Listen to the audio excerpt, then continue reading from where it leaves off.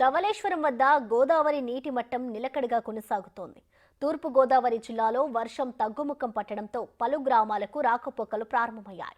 అయితే తుఫాను తీరం దాటకపోవడంతో ప్రజలంతా అప్రమత్తంగా ఉండాలని అధికారులు సూచిస్తున్నారు. తూర్పు గోదావరి జిల్లాలో వరద ప్రభావంపై మా ప్రతినిధి రాజేష్ మరిన్ని వివరాలు అందిస్తారు.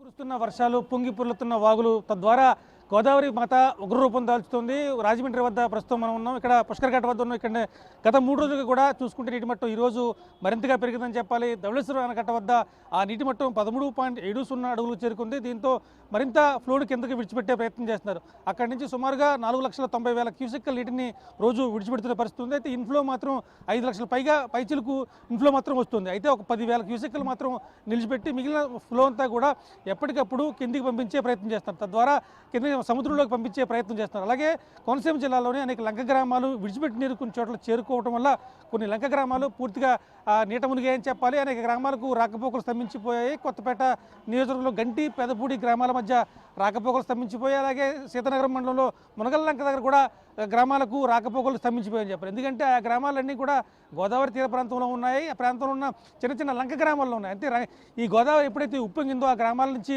కాజువేలు కొట్టుకుపోవడం కావచ్చు, రహదారులు నీళ్లు చేరడం కావచ్చు, దాంతో ఆ గ్రామాలకు రాకపోకలు అయితే పూర్తిగా స్తంభించిపోయని చెప్పాలి. గడిచిన వారం రోజులు కూడా అధికార యంత్రాంగం చాలా స్పష్టంగా చెప్తుంది, లంక గ్రామాల ప్రజలు అప్రమత్తంగా ఉండాలి, ఎట్టి పరిస్థితుల్లో కూడా బయటకు రావద్దని చెప్పి హెచ్చరికలు జారీ చేస్తూనే ఉన్నారు. అవసరమైతే కనుక మీ గ్రామాల నుంచి బయటకు వచ్చేయాలని చెప్పి చాలా స్పష్టమైన హెచ్చరికలు కూడా జారీ చేస్తున్న పరిస్థితి ఉంది. సుమారుగా అంటే ప్రధానంగా చూసుకుంటే తూర్పుగోదావరి జిల్లా, కోనసీమ జిల్లా, అలాగే కాకినాడ జిల్లా, ఈ 3 జిల్లాల్లో కూడా ఆ పదుల సంఖ్యలో కొన్ని కొద్దిపాటి వర్షానికి కూడా ఎఫెక్ట్ అయ్యే గ్రామాలు ఉన్నాయి. ఆ గ్రామాలన్నింటినీ కూడా ఇప్పటికి అలర్ట్ చేస్తారు. అవసరమైతే కనుక ఆ దగ్గరలో ఉన్న ప్రభుత్వ పాఠశాలలు కావచ్చు, ప్రభుత్వ కార్యాలయాలన్నీ కూడా సిద్ధం చేసి ఖాళీ చేసి పునరావాస కేంద్రాలకు ఉపయోగించేందుకు సిద్ధంగా ఉంచారు. ముఖ్యంగా ఆ కోనసీమ జిల్లాలో రైతాంగం అంతా మాత్రం పూర్తిగా నష్టపోతుందని చెప్పాలి. వేలాది హెక్టార్లలో పంట నష్టం సంభవించింది. అలాగే తూర్పుగోదావరి జిల్లా, కాకినాడ జిల్లాలో కూడా పంట చేలోకి వరద నీరు నిలిచి ఉండిపోవడంతో ఆ పంటలన్నీ కూడా పూర్తిగా మురిగిపోయిన పరిస్థితి ఉంది. ఇప్పటికే వరి నారులు వేశారు, నారులన్నీ కూడా మురిగిపోయిన పరిస్థితి ఉంది. మళ్ళీ ఇప్పట్లో కూడా తగ్గకపోవడంతో దీంతో చాలా ఇబ్బంది పడుతున్న పరిస్థితి ఉంది. కొన్ని చోట్ల అయితే పంట పొలాలు, భూములు, చెరువులు అన్నీ కూడా ఏకమవడంతో పంట పొలాల్లోకి చేపలు వస్తున్న పరిస్థితి అయితే నేను చూసాం. అంటే చెరువు ఏది, భూమి ఏది, పొలం ఏది అనేది తేడా లేకుండా అన్ని పొలాలలో కూడా నీరు చేరిపోవడంతో పొలాలన్నీ కూడా మురిగిపోయిన పరిస్థితి ఉంది. అధికార యంత్రాంగం మాత్రం పంట నష్టాన్ని అప్పుడే అంచనా వేయలేము, వరద ప్రభావం నుంచి పూర్తిగా కోలుకున్న తర్వాత వ్యవసాయ శాఖ అధికారులు ఆయా పంట పొలాలు పరిశీలిస్తారు. పంటలను బట్టి అరటి కావచ్చు, లేకపోతే ఇతర వాణిజ్య పంటలు కావచ్చు, ఏ పంటలు ఉన్నా కానీ ఆ పంటలను బట్టి నష్టపరిహారం అందించేందుకు అధికార యంత్రాంగం ఏర్పాట్లు చేస్తుందని చెప్తున్నారు. అలాగే ప్రభుత్వ ప్రతినిధి కూడా, ఎమ్మెల్యేలు కావచ్చు, మంత్రులు కావచ్చు, రైతాంగం ఎటువంటి ఆందోళన చెందాల్సిన అవసరం లేదు.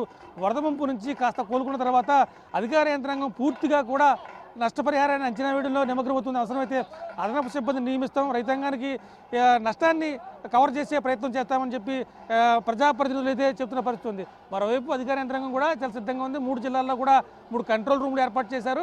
ఏ గ్రామం నుంచి ఏ చిన్న ఫోన్ వచ్చినా కానీ అక్కడి నుంచి స్థానికంగా ఉన్న గ్రామీణ స్థాయిలో ఉన్న అధికారులను అప్రమత్తం చేయడం, వాళ్ళని అక్కడి నుంచి ఒకవేళ ముంపునకు గురవుతుంటే కనుక ఎన్డీఆర్ఎఫ్ బలగాలను, ఎస్డీఆర్ఎఫ్ బలగాలను ప్రత్యేక పడవల ద్వారా వెళ్ళడం, ఆ గ్రామస్తుల ప్రజల్ని బయటకు తీసుకొచ్చే ప్రయత్నం చేయడం, ఇలా రకరకాల ప్రయత్నాలు చేస్తున్నారు. నిన్న ఏజెన్సీలోని ఒక గ్రామంలో 2 గర్భిణీ మహిళలు ఉండిపోయారు. అక్కడి నుంచి కంట్రోల్ రూమ్కి ఫోన్ రావడంతో ఎన్డీఆర్ఎఫ్ బలగాలు ప్రత్యేక పడవల ద్వారా వెళ్ళి ఆ 2 గర్భిణీ మహిళలను పికప్ చేసుకుని రంపచోడవరం ఏరియా ఆసుపత్రికి తీసుకొచ్చిన పరిస్థితి ఉంది.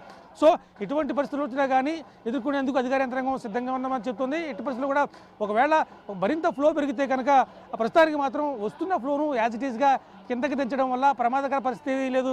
ఒకవేళ ఈ ఫ్లో ఇంకా పెరిగి వర్షాలు కానీ ఇంకా పెరిగితే కనుక తప్పనిసరి పరిస్థితుల్లో కొన్ని గ్రామాల నుంచి ముంపు గ్రామాల నుంచి ప్రజలను బయటికి తరలించే ప్రయత్నం చేస్తాం. తరలించిన తర్వాత వాళ్ళకి కావాల్సిన పునరావాస కార్యక్రమాలు ఏర్పాటు చేసేందుకు కూడా సిద్ధంగా ఉన్నామని చెప్పి అధికార యంత్రాంగం చెబుతున్న పరిస్థితి ఉంది. కెమెరామెన్ రవిశంకర్తో రాజేష్, బిగ్ టీవీ, రాజమండ్రి నుంచి.